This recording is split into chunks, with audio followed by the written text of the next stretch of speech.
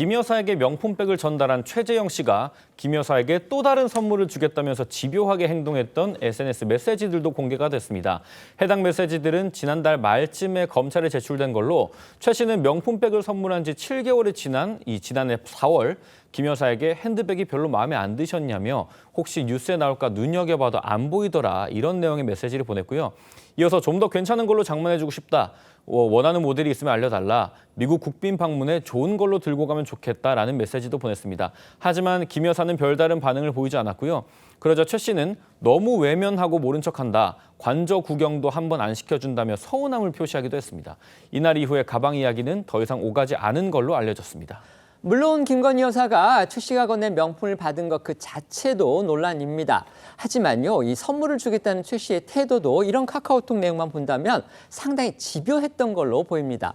대통령실이 이번 사건을 정치적 목적의 몰카 공작이다 이렇게 주장하고 있는 이유 가운데 하나도 바로 이 같은 최 씨의 태도일 겁니다. 네, 여권 일각에서는요, 김 여사의 처신은 부적절했지만 최 씨가 이 공개석상에서 가방을 매달라는 등 이 집요하게 요구하는 건 회유에 가깝다라는 주장도 나오는데요. 하지만 이 최 씨는 결국 선물을 받은 김 여사에게 책임이 있다라는 입장입니다. 어쨌든 이 두 사람의 메시지 전문이 검찰에 제출된 만큼 이 대화의 맥락, 성격에 대한 조사도 이뤄질 전망인데요.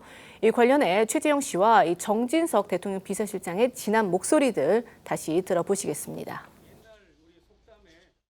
아무것도 받지 않았으면 아무 일도 일어나지 않습니다. 불법적인 녹취와 촬영을 한 저급하고 비열한 공작 사건이라고 저는 생각을 합니다.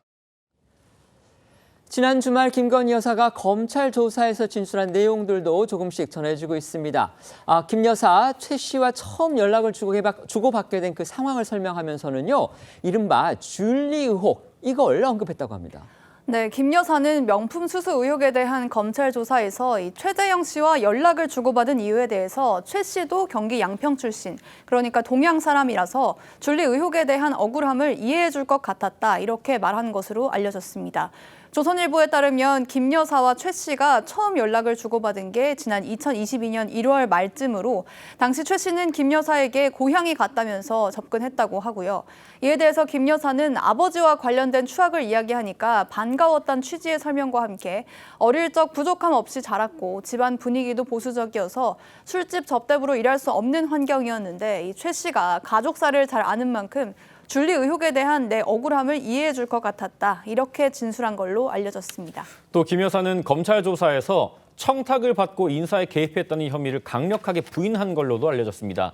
앞서 최 씨가 2022년 6월 김건희 여사 접견 당시에 김 여사가 전화를 받으며 금융위원으로 임명하라고 말한 걸 들었다면서 인사 개입 의혹을 제기했는데요. 이에 대해 김 여사가 차라리 검찰 인사라면 모를까 금융위원 인사 관여는 말도 안 된다는 취지의 진술을 한 겁니다. 또 김 여사 측은 김 여사는 금융위원이 정확히 어떤 자리인지도 알지 못했다면서 검찰이든 금융이든 인사 개입 주장은 터무니없다고 주장을 했고요. 도이치모터스 주가 조작 혐의에 대해선 계좌가 주가 조작에 동원된 사실을 몰랐고 정상적인 투자로 알았다는 취지로 진술한 걸로 알려졌습니다.